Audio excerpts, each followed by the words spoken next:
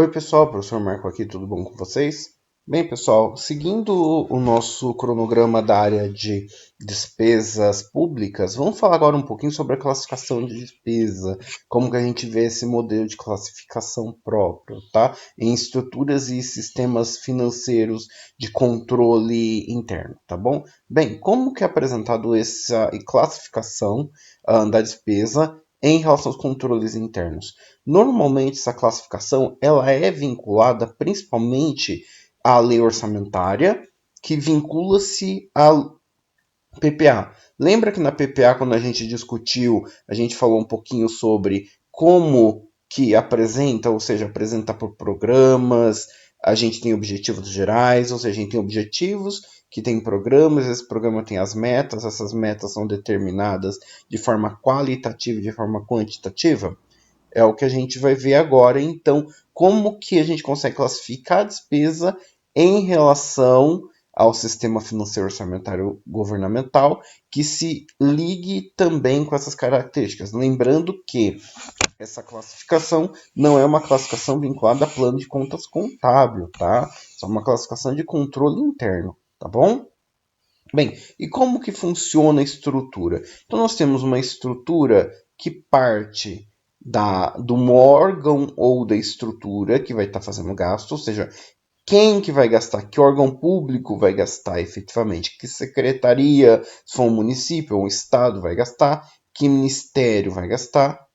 A partir daqui eu tenho a função, efetivamente, uma estrutura funcional que programa, desculpe, que função especificamente ou que objetivo geral vai ser atendida com essa despesa, que é o que a gente vai abordar. Ou seja, lembra que a gente tem um objetivo geral? Em que objetivo geral esse gasto vai estar incluso?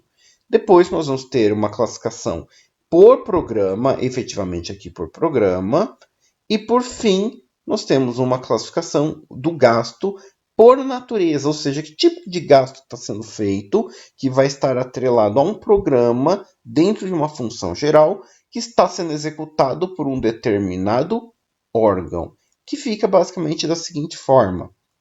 A gente pode observar aqui. Então, aqui eu tenho o numerador do órgão, que é o órgão público que eu estou abordando. Então, eu tenho um órgão geral e uma unidade orçamentária. Normalmente, os órgãos públicos trabalham dessa forma. Eu tenho um código geral de órgãos. No caso aqui, é um modelo que eu estou apresentando, um modelo federal. Então, o código 39 seria o modelo para o Ministério dos Transportes. A unidade orçamentária dentro do Ministério dos Transportes é o DENIT, certo? E em qual função, qual objetivo geral que a gente está abordando? No caso aqui, cada órgão tem seus objetivos gerais. Então, nesse caso, a principal função é transporte, oferta de transporte. Então, que oferta de transporte nós estamos abordando? Especificamente, transporte rodoviário. Então, a função que está sendo abordada aqui, dentro do DENIT, que é um órgão vinculado ao Ministério dos Transportes, é transporte rodoviário. E que programa que a gente está abordando? Que programa de facilitação de transporte? Uma coisa assim, um programa mais específico, né? Nesse caso, o programa de transporte terrestre, certo? Então, o gasto é para transporte terrestre. E além desse programa, o que está sendo vinculado? É um projeto? É algo contínuo que está sendo ofertado? Neste caso, é algo temporário, é um projeto. O projeto que é? Construção de trecho rodoviário. E se eu precisar, efetivamente, de uma explicação mais definida, eu posso abordar onde está sendo feito, a estrutura e assim sucessivamente. Tá bom? Então, pessoal, vamos então analisar as classificações que nós podemos encontrar.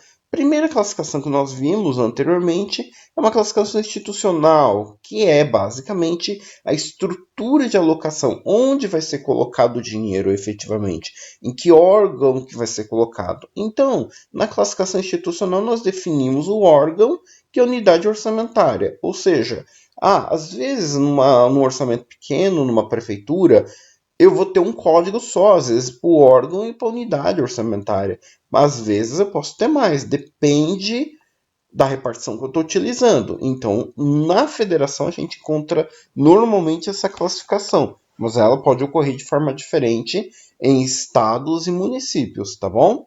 E como que ela se apresenta? Os dois primeiros códigos são códigos de órgão, e os três subsequentes são o de unidade orçamentária. Ou seja, quando eu tenho um código 26 com 3, pode ser ministério. Um ministério. Mas qual ministério? O Ministério da Educação é o código 26, mas qual unidade que eu estou tendo? Por exemplo, Universidade Federal, 242, 277 e assim sucessivamente. Então a gente observa que os 5 primeiros códigos é para definir exatamente para onde está indo o dinheiro e quem está com essa dotação. Quem está autorizado a gastar essa dotação. Por isso é importante. Por quê? Que às vezes a unidade orçamentária tem determinada dotação e faltou para aquela unidade, eu preciso fazer transferência entre unidades orçamentárias por meio de leis especiais para fazer o ajuste, tá bom? Por sequência, eu tenho o que a gente chama de classificação funcional, ou seja, que área efetivamente vai ser aplicado, em que estrutura, que objetivo geral vai ser aplicado.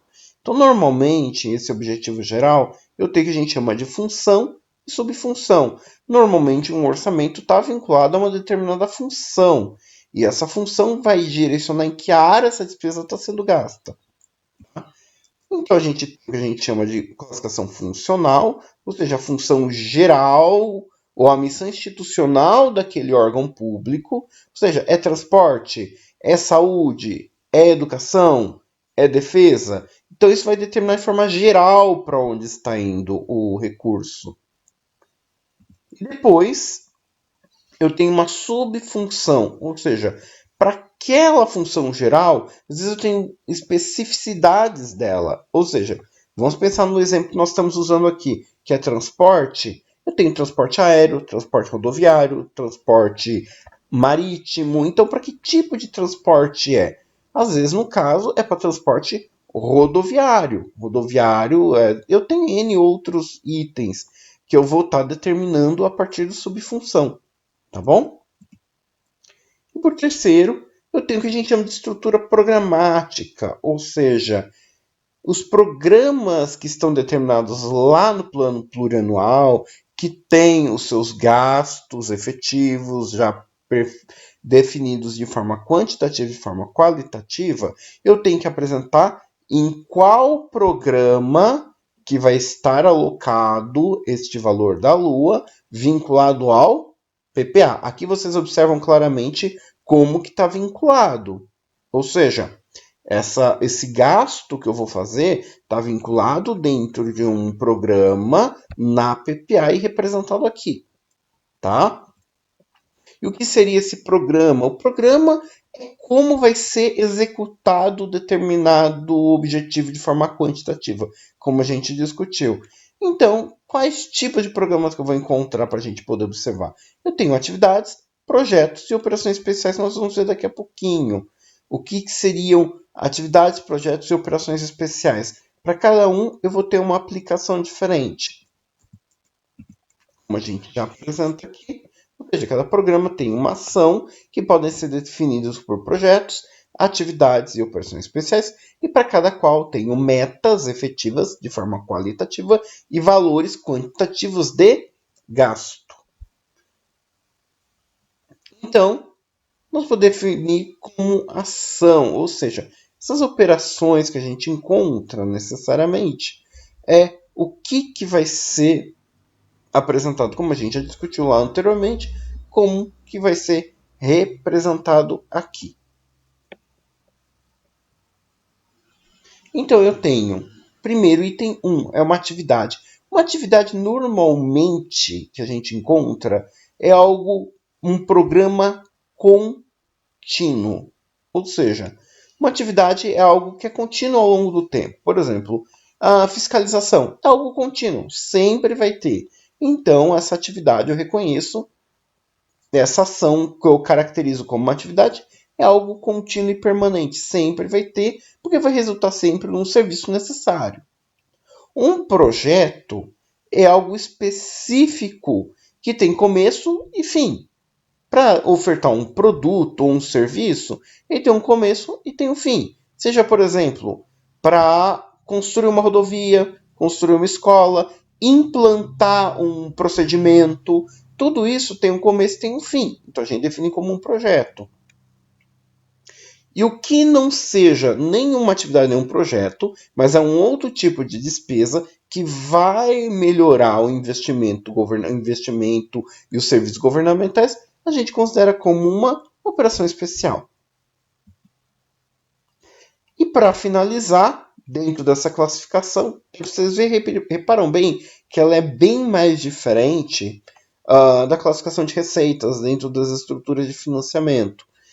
Ela é bem mais simples. Então, eu tenho, por fim, um subtítulo, ou um localizador de gastos, que a gente pode chamar, que é um desdobramento ou uma minúcia efetiva referente ao gasto que eu estou realizando. Ou seja, às vezes eu posso ter um projeto e dentro daquele projeto eu tenho várias etapas. Então, dentro daquela etapa, eu defino um localizador de gasto, um subtítulo, para definir exatamente para onde está indo aquele gasto público de forma mais consistente, tá? E, se for necessário, eu faço um desdobramento informando ainda mais, de forma mais efetiva, onde está o gasto público, tá bom?